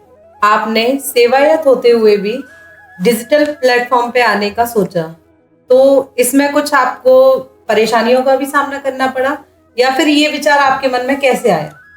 देखिए 2019 तक मेरा कोई विचार नहीं था। 2020 में कोविड आया और जो हमारे यजमान थे, जैसे मैंने बताया कि हमारे गुरु शिष्य परंपरा रहती है, तो उनके काफी यजमानों के फोन आने लगे कि भैया दर्शन नहीं करने आ पा रहे। और वो भक्त थे बिहारी जी के, वो जो हर महीने बिहारी जी के दर्शनों के लिए आते थे। कुछ ऐसे थे जो हफ्ते में आते थे ठाकुर जी के दर्शनों के लिए, और कुछ ऐसे थे 15 दिन में आते रहते थे दर्शन करने के लिए। तो उन सभी के बार बार कॉल्स आए कि बिहारी जी कैसे हैं, बिहारी जी ने आज क्या पहना है, बिहारी जी ने आज क्या भोग लगाया, ठाकुर जी ने आज दर्शन दिए, कितनी देर रहे, क्या रहे। तो दर्शन तो बंद थे आम जनमानस के लिए, लेकिन फिर भी जो सेवा पूजा परंपरा पद्धति है वो उसी हिसाब से चल रही थी कि पर्दा हटता था, सिर्फ गोस्वामी ही दर्शन कर पाते थे या सेवायत ही रहता था। तो उस टाइम पता नहीं क्या ठाकुर जी ने दिमाग में दिया कि मैं एक दिन रात्रि में शयन कर रहा था, तो अचानक कुछ मुझे स्वप्न आया। और मेरा एक मित्र है, मैंने उससे अगले दिन वो स्वप्न बताया। मैंने कहा यार बिहारी जी ने ऐसे ऐसे मुझे सपने में बोला है कि तू मेरी लीलाओं के बारे में बता। तो उसने मेरे को ये बोला कि ठीक है, अगर देख ले, अगर तेरे को लगता है तो। मैंने कहा ठीक है भाई। मैं 2-3 दिन छोड़ गया, मैं भूल गया, मैंने ध्यान नहीं दिया। मैंने कहा अचानक मेरे को फिर बिहारी जी ने 2-3 दिन बाद सपना दिया कि मैंने तेरे को कोई काम दिया है और तूने वो नहीं किया। और मैं मतलब सपने में पता नहीं क्या हुआ कि मैं रियलिटी में पसीने पसीने हो गया था कि भाई बिहारी जी ने ऐसे गुस्सा क्यों किया। देखिए मैं तो एक चीज तो मैं कहता हूं कि अगर ठाकुर जी आपसे गुस्सा करने भी आ रहे हैं स्वप्न में, कई बार भक्त लोग पूछते हैं कि भैया बिहारी जी ने स्वप्न में दर्शन दिए, कुछ गलत तो नहीं है। मैं कहता हूं भैया इसमें गलत क्या है। सोचो ठाकुर जी तुमसे कितना लाड़ लड़ा रहे हैं, एक माता पिता के रूप में है कि माता पिता अगर गुस्सा करने भी आता है तो इसका मतलब उसका प्रेम छुपा है, तो आप उस प्रेम को पहचानो। कहते हैं बिल्कुल ये तो भैया हमने सोचा ही नहीं। तो जब मैंने अपने फ्रेंड को फिर बताया, बोले तो भैया जब तेरे को कह रहे हैं तो तू कर करने। वहां से मैंने जो है ठाकुर जी की सबसे पहले लीलाओं के बारे में पढ़ा, और उसके बाद जो उनके चमत्कार भक्तों पे हुए, और उसके बाद जो है वो डिजिटली प्लेटफॉर्म पे मैंने सुनाना शुरू किया। और अपने जो मेरे परिकर के लोग थे, जो मेरे यजमान थे, उनको मैंने बोला कि भैया अब हमने चैनल बनाया है, इसके माध्यम से अब आप दर्शन, तो मैं आज भी उसको फॉलो करता हूं कि बिहारी जी में एक नियम है कि भैया आप जो है वीडियोस नहीं बना सकते हैं, फोटो वीडियो बिहारी जी की, तो मैं आज भी उसको फॉलो करता हूं। कई लोग नहीं करते होंगे, बट मैं अपना एक मत रखता हूं कि मुझको ये फॉलो करना है। तो मैं उनको उस वीडियोस के माध्यम से मैं श्रृंगार वर्णन करता था कि आज बिहारी जी ने इस तरीके से ये पोशाक है, येलो कलर की, ये पीतांबर धारण किया, इस तरीके से श्रृंगार है, ये सारी चीजें मैं उसमें जो है डिफाइन करता था। और बिहारी जी की इतनी कृपा हुई कि एक दिन चमत्कार में, एक दिन हमारे लाइव में एक लीला हुई कि मेरे दिल में आया कि मैं ये कहूं कि बिहारी जी के फूल बंगले के दर्शन थे, भक्त लोग नहीं आ सकते थे, फूल बंगले की परमिशन मिली हुई थी बनाने की। जब ठाकुर जी को हम शयन कराने के लिए उनके गर्भगृह में ले गए, तो जगमोहन पे जो ठाकुर जी के दर्शन होते हैं, वहां पर जो उनकी स्टेज बना होता है, उनका जो ठाकुर जी का सिंहासन होता है, उस पर हम चादर बिछाते हैं, और चादर पे बिहारी जी को गद्दे और चादर पे विराजमान करते हैं। तो वहां पर ना मेरे को इत्र लगाया था जब बिहारी जी के विराजमान होने से पहले। तो मैंने ऐसे ही रैंडमली एक सवाल पूछा अपने लाइव में कि बताइए चलिए बिहारी जी ने आज कौन सा इत्र लगाया। तो एक हमारे गोस्वामी जी हैं, उनके यजमान ने उनको फोन किया, लेडी ने, और उन लेडी ने उनको बोला कि आप प्लीज एक बार मेरे कहने से मंदिर जाइए और मेरी उनसे बात कराइए, क्योंकि उनके पास मेरा नंबर नहीं था। वो आए, उन्होंने मुझसे बोला यार मेरी बात करने की कह रहे। मैंने कहा अच्छा करा दो। उन्होंने मुझसे छूटते ही कहा मैं आपको बताऊं कि कौन सा इत्र था। मैंने बताइए। बोले आज खस का इत्र। मेरा एक सवाल था, मैंने कहा आपको कैसे पता, क्योंकि वो बिल्कुल सही था। She is only the one जिसने वो सही आंसर दिया। मैंने बोला कि आपको कैसे पता कि ये खस का इत्र था। उनका कहना था कि मुझे महक आ रही थी जब मैं अपने ठाकुर जी के समक्ष बैठ के मैं आपका लाइव देखती हूँ, और मुझे महक आ रही थी। और जब मेरे पतिदेव जो है घर में आए, और उन्होंने भी मुझको यही बोला कि कुछ अलग सी महक आ रही है किसी इत्र की सी। तो बोले उनको भी नहीं पता वो इत्र कौन सा, लेकिन सिर्फ मुझे पता था कि वो खस के इत्र की महक है। मैं इसीलिए कहता हूं कि बिहारी जी, उस टाइम मेरा भी एक भाव और जुड़ा कि प्रभु इतना आपने डीपली जोड़ा हुआ है, सोचो उनके भाव भी क्या होंगे कि सिर्फ वीडियो के माध्यम से उन्होंने अपने घर बैठे दिल्ली में बता दिया कि बिहारी जी के कौन सा इत्र लगा हुआ था। तो जब ऐसी चीजें देखने को मिलती है तो कैसे हम लोगों को, भक्तों को दूर कर दें। बहुत सारे क्रिटिसाइज भी करते हैं लोग इस चीज के लिए, बहुत सारा ऐसा भी करते हैं, विरोध भी करते हैं। लेकिन देखिए हर चीज में विरोध होता है, हर अच्छे काम के लिए भी विरोध होता है और हर किसी भी चीज के लिए भी विरोध होता है। विरोध तो ठाकुर जी का भी किया था, जो जनमानस था उन्होंने किया था। राम जी का भी विरोध किया था कि सीता मैया को यहाँ क्यों लाए हो। तो विरोध तो हर जगह होता है जनता का।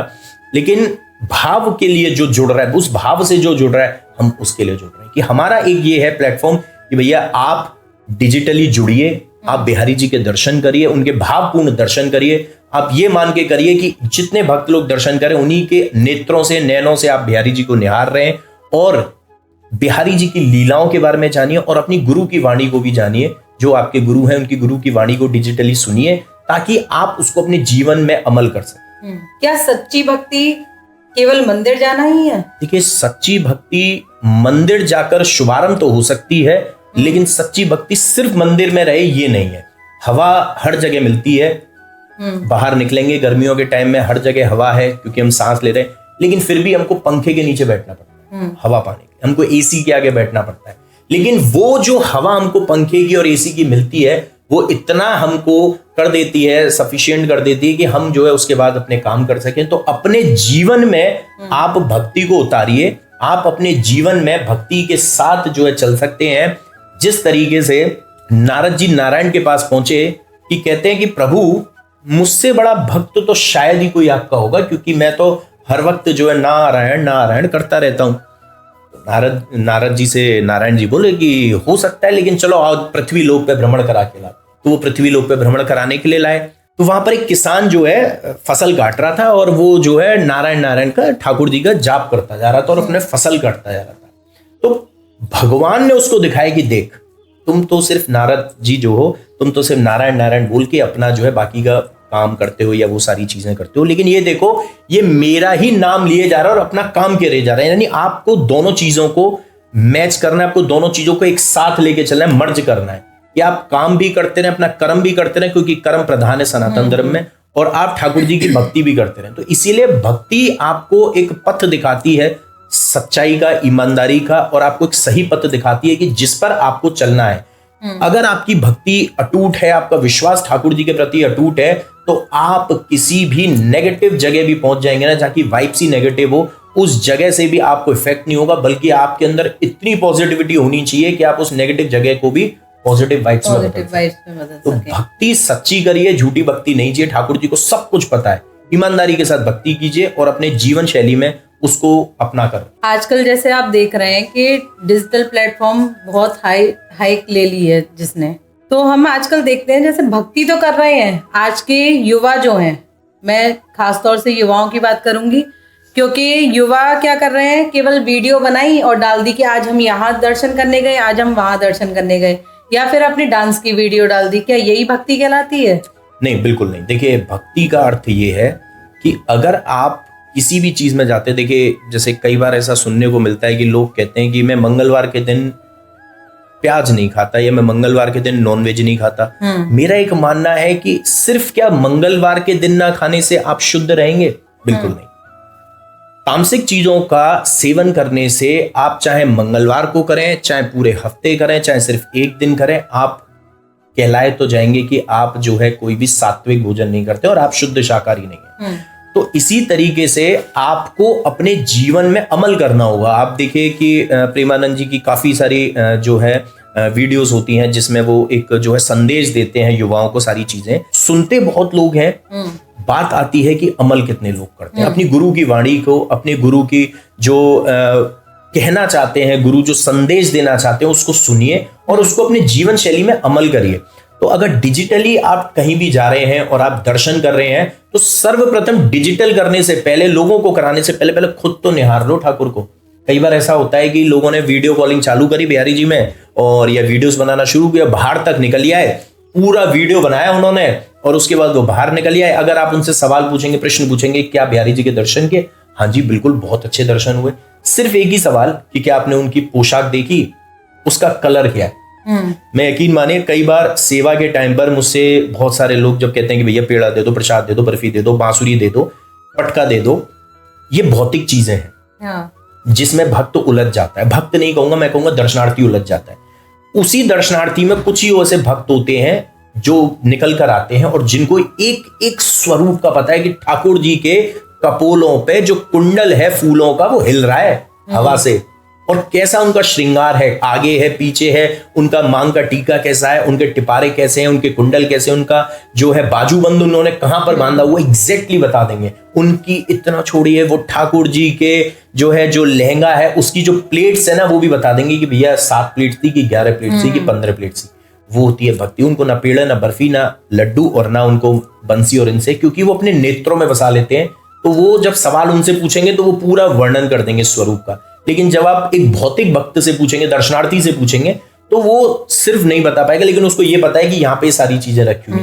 तो भक्ति ऐसी ही करिए, डिजिटली भी अगर आप करते हैं। जैसे देखिए मैं अपने चैनल का बात करूं तो मैं बिहारी जी का, क्योंकि मैं निज पुजारी हूं, श्रीअंग सेवी हूं, तो मेरा फर्ज ये बनता है कि मैं भक्तों को जोड़ूं। लेकिन भक्तों को जोड़ने से पहले मुझे खुद से जुड़ना पड़ेगा ठाकुर जी से। तो मैं हमेशा कहता हूं कि हमारा एक जो पेज है, हमारा जो एक चैनल है, मैं उसको चैनल या पेज ना कह के मैं कहता हूं कि एक परिकर, एक परिवार है, मेरे बांके बिहारी भक्त परिवार। मैंने इसका नाम मेरे बांके बिहारी रखा क्योंकि कोई भी अगर इसका नाम लेगा तो अपने आप ही आएगा कि मेरे बांके बिहारी, नहीं उसके स्वयं के बिहारी जी हैं।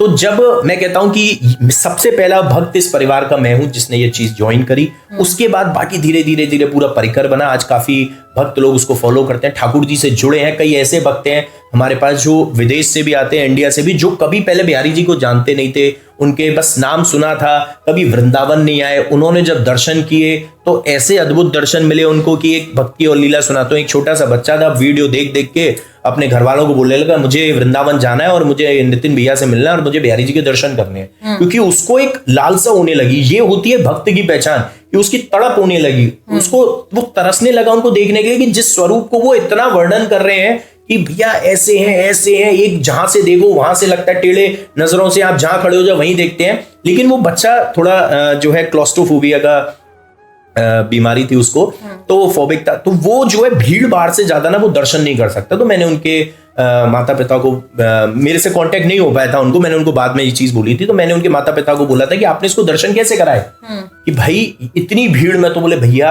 आपसे कांटेक्ट हो नहीं पाया, आपका नंबर नहीं था। लेकिन जब हम इसको लेकर आए, हम सिर्फ ये कहते आ रहे हैं कि प्रभु आपने बुलाया है, आप ही दर्शन दोगे, आपने बुलाया आप ही दर्शन दोगे। और वो भी बच्चा कहता आ रहा है बिहारी जी मैं आ रहा हूं, वो दर्शन दियो, मतलब उसकी लैंग्वेज तो अलग थी। तो वो आया और अब यकीन मानिए जिस दिन की वो मुझे बात बता रहे थे, उस दिन मंदिर में पता नहीं क्या था, कोई वीआईपी आ रहा था या क्या था, कि प्रोटोकॉल की वजह से मंदिर में पब्लिक को 2 नंबर 3 नंबर जो गेट एंट्रेंस है वहां पर रोका था। और वो बच्चा पता नहीं कैसे, उसके माँ बाप जो है कोई वीआईपी आया होगा उनके साथ साथ वो भी पीछे से निकल आए और इतने सुंदर दर्शन उनको हुए। वो एक टक बिहारी जी को 10 मिनट निहार रहे हैं जब तक पीछे से पब्लिक को छोड़ा नहीं गया। वो 10 मिनट बिहारी जी को निहारते हुए बिहारी जी से बात कर ली उसने 10 मिनट में सारी। जो बेचारा वो 2 साल से बिहारी जी के लिए तड़प रहा था कि मुझको क्यों नहीं बुलाते हो, अब मुझको बुलाना है, ऐसे दर्शन दे रहे हो, मेरे सखा बन जाओ। मैं हमेशा एक चीज कहता हूं कि ठाकुर, देखिए बच्चे जो है नोबिता और डोरेमोन देखते हैं, मैं हमेशा कहता हूं कि आप नोबिता बन रहे हो तो बिहारी जी को डोरेमोन बनाओ। कि जब भी नोबिता को परेशानी आती है तो वो डोरेमोन के पास जाता है और उससे कहता है कि डोरेमोन मुझे इस समस्या से निकाल, तो डोरेमोन उसको एक गैजेट देता है और वो समस्या से निकाल देता है। तो वो जो गैजेट है वो बिहारी जी की लीला है, वो उनका आशीर्वाद है, उनकी कृपा है। तो आप नोबिता बनिए और बिहारी जी को अपना सखा बनाइए। इस बच्चों के लिए बात है कि ठाकुर जी महाराज से जब भी परेशानी हो तो डोरेमोन मुझको इस समस्या से निकाल। सच बात है, ये तो वो निकालने जरूर आएंगे, बिल्कुल आएंगे। जैसा कि हम देखते हैं कि ब्रजवासियों का भाव ठाकुर जी को लेकर एक अलग ही लेवल का है कि वो अपना सखा मानते हैं या तो या अपना पुत्र मानते हैं या फिर अपने साथ में खेलने वाला दोस्त। तो बहुत से लोग ऐसे हैं कि ब्रजवासियों को गालियां या अपशब्द बोलते हैं या फिर उनके पैसे मार लेते हैं। तो क्या ये सही है? देखिए बहुत अच्छा सवाल आपने पूछा है। मैं एक चीज कहना चाहूंगा, काफी लोगों का ये रहता है कि पैसे से दर्शन होते हैं, ये सारी चीजें होती हैं। मैं कहता हूं सोशल मीडिया पर इतनी सारी फोटोज वीडियोस वायरल होती हैं। हमारा चैनल जो है मेरे बांके बिहारी, हम उसके माध्यम से भी दर्शन करा रहे हैं कि बिहारी जी के दर्शन नहीं करा रहे हैं, लेकिन जो है उनके स्वरूप के वर्णन कर रहे हैं, उनके मंदिर के दर्शन करा रहे हैं। ये सारी चीजें, उनकी सेवाओं के दर्शन कर। कहीं भी हमने आज तक इस चीज को नहीं बोला कि भैया आप दर्शन करने आएंगे तो इतने रुपए लगेंगे। मेरे से कई बार लोग पूछते हैं, मैं कहता हूं भैया दर्शन फ्री है। अगर आप बिहारी जी की कोई सेवा समर्पित करेंगे तो नेचुरल सी बात है कि बिहारी जी की जब आप कोई सेवा समर्पित करेंगे तो आपको उसकी जो दक्षिणा है, उसकी जो नौछावर है, उसकी जो भेंट है वो आपको देनी पड़ेगी।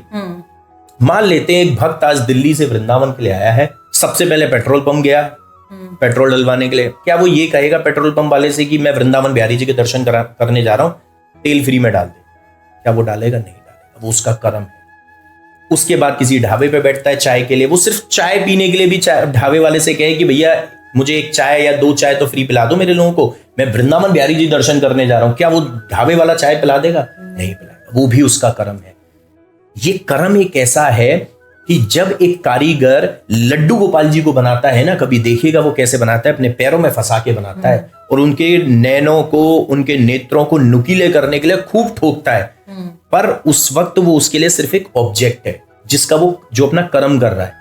ठाकुर जी उसमें कब प्राण देते हैं? जब वो स्नान करके वस्त्र पहन के जब बिहारी जी के श्री चरणों पर प्रसादी होने के लिए जाता है, तब ठाकुर जी उसमें जो है प्राण देते हैं। और इसीलिए मैं कहता हूं कि तब उसके बाद अगर कभी भी आपको उनमें लड्डू गोपाल जी में पेंट कराना है, कुछ भी कराना है, तो पहले अपने इष्ट के पास जाके प्रसादी करो।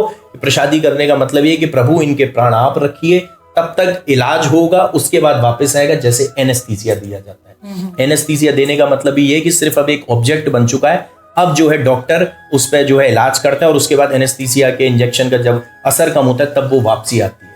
तो यही प्रोसेस है कि जब आप वृंदावन जाते हैं तो कहीं भी क्या कोई भी चीज, एक माला, एक पुष्प, एक तुलसी की माला, एक डिब्बा प्रसाद का कुछ भी फ्री मिलता है? नहीं मिलता है। जब ये सारी चीजें नहीं होती हैं तो आप क्यों सोचते हैं, पब्लिक क्यों सोचती है, भक्त क्यों सोचता है, दर्शनार्थी क्यों सोचता है कि हमको हर चीज जो है फ्री में मिल जाए? फ्री में कैसे मिल सकती है? आप भी ठाकुर जी से कुछ मांगने ही जा रहे हैं। आप भी जब अपनी दुकान पर बैठते हैं तो ठाकुर जी अपने विराजमान क्यों है? सबसे पहले धूप बत्ती अगरबत्ती और पूजा करके बैठते हैं, सिर्फ इसलिए बैठते हैं कि हम यहां से करें, क्योंकि परिवार को चलाना होता है। जब स्वामी हरदास जी ने जगन्नाथ जी को, अपने अनुज भ्राता को बिहारी जी की सेवा दी थी, तो भैया जगन्नाथ जी चल दिए थे एक बार सेवा छोड़ के कुछ टाइम बाद कि प्रभु अगर आपकी सेवा करूंगा तो मेरे परिवार को कौन पालेगा? तब बिहारी जी ने उनका हाथ पकड़ा था कि स्वामी जी ने, हरदास जी ने तुम्हें सेवा दी है और तुम्हारे परिवार को पालने की जिम्मेदारी मेरी है।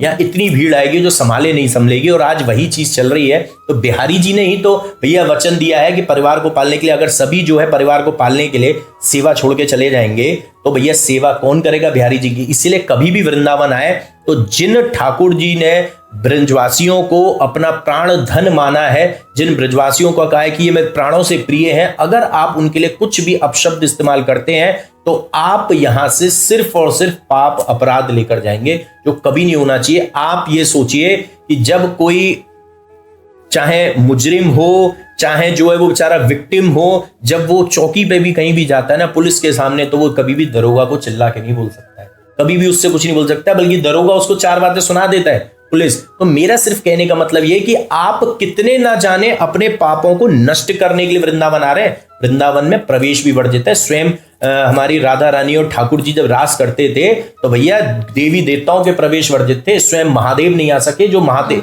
जो है देवों के देव महादेव हैं, वो भी प्रवेश उनका वर्जित था। तो गोपी स्वरूप में, गोपी का स्वरूप धारण किया, इसीलिए आज गोपेश्वर महादेव के दर्शन है।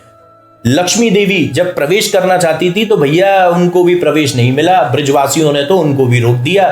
तो ये सोचिए कि वृंदावन में प्रवेश अहम के साथ नहीं हो सकता है, राजा महाराजाओं के साथ नहीं हो सकता है। आपको जो है वहां पर गोपी और ग्वाले बन के आना पड़ेगा, और जब आप गोपी ग्वाले बनेंगे तब आपको 4 बातें सुननी चाहिए। और मैं कहता हूं कि ब्रजवासी ऐसे नहीं है कि किसी को भी कहीं भी कोई भी बेवजह सुनाएगा। अगर आप सुनाते तो आप प्रणाम करके देखिए, आपकी बहुत सारे पाप जो है ना, जो जीवन में होने वाले हैं, वो नष्ट हो जाएंगे। भैया लक्ष्मी जी जब रूठ के बेलवन में बैठ गई तो भैया हम तो लक्ष्मी जी से बहुत पीछे हैं, जो दर्शनार्थी दर्शन करने के लिए आ रहे हैं। जब उनको भी कितना भी रूठ जाओ तो वृंदावन से बाहर एंट्री दे, वृंदावन से बाहर कर दिया, तो उनको भी प्रवेश नहीं दिया। तो यही चीज समझनी चाहिए। जब स्वयं महालक्ष्मी जी जो ठाकुर जी के हमारे विष्णु जी के साथ में रहती हैं, उनके श्री चरणों पर वृंदावन की ब्रिज की रज में है वो। आज कोई पूछता है कि भैया लक्ष्मी कहाँ है यहाँ पे, तो भैया लक्ष्मी जी देवी रूप में नहीं है, या वृंदावन की रज में। इसीलिए किसी को, अगर पॉडकास्ट के माध्यम से आपके कहूंगा कि अगर किसी को आर्थिक तंगी है, परेशानी है, तो वृंदावन की परिक्रमा नंगे पैर लगाना शुरू कर दीजिए। 11, 21, 51 शुरू करते जाइए, आपकी आर्थिक समस्या बिल्कुल दूर हो जाएगी। क्योंकि यहां पर ठाकुर जी और राधा रानी ने अपने नंगे पैर जो है पूरे ब्रिज की जो धूल थी उसको रज बना दिया। ठाकुर जी द्वारका में स्वर्ण खड़ामू में मिलेंगे, लेकिन वृंदावन में आज भी ठाकुर जी जो है आपको नंगे पैर ही मिलेंगे। जब आप वृंदावन में आते हैं ना तो चारों तरफ आपको मंदिर और ये सारे दर्शन मिलते हैं, ये सारे, तो जो एक वातावरण है वो इतना पॉजिटिव हो जाता है, इतना सकारात्मक हो जाता है कि एक जो भजन है कि किस रूप में नारायण मिल जाएगा आपको, किस बच्चे के रूप में, किस बड़े के रूप में, किस स्त्री के रूप में, किसी के भी रूप में, हो सकता है गौ माता के रूप में ठाकुर जी आपको दर्शन देने आ रहे हो। और कई बार आप देखेंगे गौ माता जो है हमारे पास आकर जो जीभ से जो है चाट लेती हैं या ऐसे सींग से मारती हैं, जो उनके सींग ऐसे लगते नहीं है, लेकिन किसी ना किसी तरीके से कभी पूंछ मार देती हैं, तो बहुत लोग जो है उसको अलग कर देते हैं। लेकिन आप ये सोचिए कि अगर आपको उससे चोट नहीं पहुंची है तो आपके ऊपर वो कृपा ही है। इसीलिए कभी भी कहीं भी किसी मंदिर में जाएं, चाहे वृंदावन में आए, चाहे कहीं और भी जाते हैं किसी भी धाम में, चाहे जगन्नाथपुरी जा रहे हैं, थोड़ा सा अपने नेचर को पोलाइट रखना है।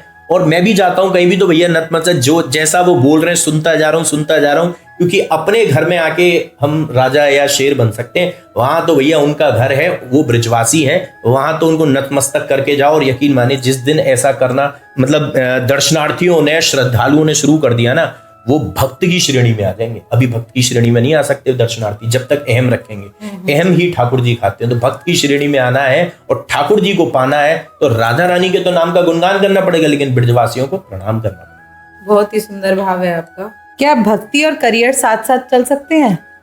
देखिए, भक्ति और करियर साथ साथ चल सकते हैं, इसका मैं कहूंगा भक्ति और करियर को साथ साथ चलाना चाहिए। भक्ति और करियर को साथ साथ चलाना चाहिए। और कई भक्त जो ऐसे हैं जो चाहते हैं कि अपना करियर ही भक्ति में बनाए, तो वो बना भी सकते हैं। जैसे आप देखिए कई ऐसे सिंगर हैं, मैं भी एक दो लोग ऐसे जानता हूं जो पहले जो है बॉलीवुड के गाने गाते थे, जो रिपीट गाने होते थे, लेकिन कहीं भी उनका जो है मतलब ये कह लीजिए कि इंस्टाग्राम पर हो, चाहे यूट्यूब पर हो, चाहे फेसबुक पर, उनका चैनल नहीं चला या उनकी वीडियोस नहीं चली। लेकिन जहां उन्होंने ठाकुर जी के भजन गाने शुरू किए, तो आज टी सीरीज और सारेगामा के जो है उनके पास कॉन्ट्रैक्ट्स हैं जिसमें आज वो भजन कर रहे हैं। ऐसे कई मैं भक्तों को जानता हूं। तो भक्ति में आप करियर भी बना सकते हैं, और भक्ति के साथ करियर कैसे बनाना है वो बहुत जरूरी है। कि जिस तरीके से वो किसान जो है अपना कार्य करते हुए राधे राधे नाम गुनगान कर रहा था, नारायण का नाम ले रहा था, इसी तरीके से आप भी ठाकुर जी का नाम गुनगान करते हुए अपना करियर में आगे बढ़ सकते हैं। क्योंकि करियर में सबसे जरूरी 2-3 चीजें होती हैं जो आपको आगे ले जाएंगी। एक सबसे पहला होता है कि आपका मेंटल पीस होना चाहिए। आपके अंदर अगर मेंटल पीस नहीं है तो आप करियर में जो एक प्रॉब्लम्स आती हैं वो आप जो है झेल नहीं पाएंगे, जो आपके दिमाग पे प्रेशर आता है वो आप झेल नहीं पाएंगे। तो मेंटल पीस कहां से मिलता है? राधे नाम से, बिहारी जी के नाम जाप से। इसके साथ आपको स्ट्रेंथ चाहिए। स्ट्रेंथ क्यों चाहिए? कि भैया मैं आगे बढ़ना है तो हमें अपने आप को खींचना होगा, मैं और मेहनत करनी होगी, वो सारी चीजें करनी होंगी, स्ट्रेंथ चाहिए उसके लिए। स्ट्रेंथ भी जो मिलती है वो नाम जाप से मिलती है। इसीलिए कहते हैं कि रामबाण इलाज है कलयुग में नाम जाप। आप अगर इस कलयुग में अगर कुछ भी चाहते हैं तो भैया आपको ये भक्ति इस तरीके से करनी होगी कि आप नाम जाप करते रहें। और कृष्ण से बड़ा कृष्ण का नाम है, तो कृष्ण को पाना तो बड़ा मुश्किल है, लेकिन कृष्ण के नाम से ही कृष्ण को पा सकते हैं। राधा नाम से आप कृष्ण को पा सकते हैं। इसके साथ साथ आपको चाहिए स्टेबिलिटी। तो स्टेबिलिटी, मेंटल पीस और स्ट्रेंथ, ये 3 ऐसी चीजें जो करियर में बहुत जरूरी होती हैं, और वो आपको भक्ति से मिलेगी और राधा नाम से आप कृष्ण को पा सकते हैं। इसीलिए मैं कहता हूं कि राधा नाम में ही कृष्ण जी छुपे हैं। रा से रटते रहो, धा से कर लो ध्यान, और रा और धा के बीच में बसे कृष्ण भगवान। क्या तनाव भी दूर हो जाता है राधे राधे बोलने से? बिल्कुल, मेंटल पीस के लिए ये सबसे जरूरी है। आप देख लीजिए, और मैं आपको बताऊं कितने ऐसे भक्त हैं मेरे पास जिन्होंने ये लाइव करके देखा है। मैं सिर्फ एक चैलेंज देना चाहता हूं आपके पॉडकास्ट के माध्यम से कि 45 डेज आप जो है राधा रानी का नाम और श्री कुंज बिहारी श्री हरदास महामंत्र का जाप, आप लोग ये नाम जाप कर लीजिए। आप अपने करिए, बच्चों को कराइए। आपका मेंटल पीस इतना स्ट्रांग हो जाएगा कि आपके बच्चों की कंसंट्रेशन पावर बढ़ेगी, जो कंसंट्रेशन पावर बहुत जरूरी होती है स्टडीज में, और आपको मेंटल पीस मिलेगा, और आपका भी कंसंट्रेशन पावर बढ़ेगी जो आपको बिजनेस में और घर के कामों में जरूरी होती है। तो तनाव के लिए सबसे बड़ा रामबाण इलाज है ठाकुर जी का नाम जाप। अंत में राधे राधे के भाव से अगर आप कुछ संदेश देना चाहें?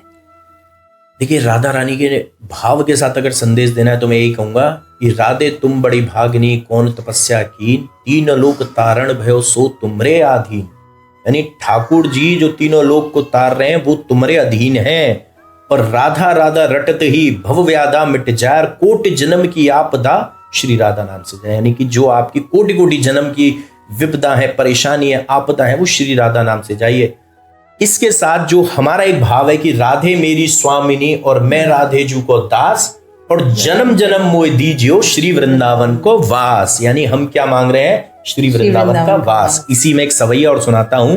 टेढ़े टिपारे कटारे की रीट, मांग की पाग की धारी की जय जय, कुंडल जाए कपोलन पे मुस्कान धीर प्रहारी की जय जय, राजेश्वरी दिन रात रटे यही मोहन की बनवारी की जय जय, और प्रेम से बोलो जी बोलत डोलो, बोलो श्री बांके बिहारी की जय जय। बहुत ही सुंदर। राधे राधे। बहुत बहुत धन्यवाद सांवरिया जी आपका। सांवरिया जी ने बहुत से युवाओं को अपने चैनल के माध्यम से ठाकुर जी से जोड़ा।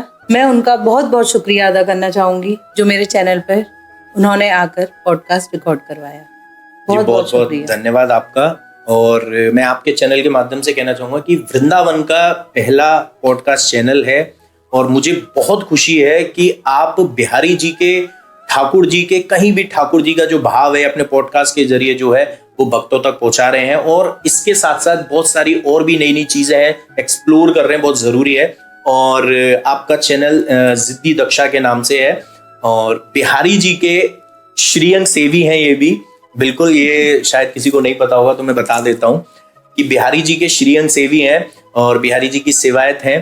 तो ठाकुर जी महाराज से जुड़ी बहुत सारी ऐसी लीलाएं हैं, बहुत सारे ऐसे भाव हैं, बहुत सारे ऐसे चमत्कार हैं जो आपने भी महसूस किए होंगे। तो कभी फिर से एक पॉडकास्ट करेंगे जिसमें सवाल मैं पूछूंगा और जवाब आपको देना है। बिल्कुल बिल्कुल। और आपके ही चैनल के माध्यम से मैं ये कहना चाहूंगा कि बिहारी जी से जुड़ने के लिए, वृंदावन धाम की लीलाओं से जुड़ने के लिए, हमारे लल्ला से जुड़ने के लिए, राधा रानी से जुड़ने के लिए, और नई नई युवा पीढ़ियों के लिए और नई नई चीजों को एक्सप्लोर करने के लिए, जुड़ने के लिए आपके चैनल को फॉलो करें। बहुत बहुत शुक्रिया। राधे राधे। राधे राधे।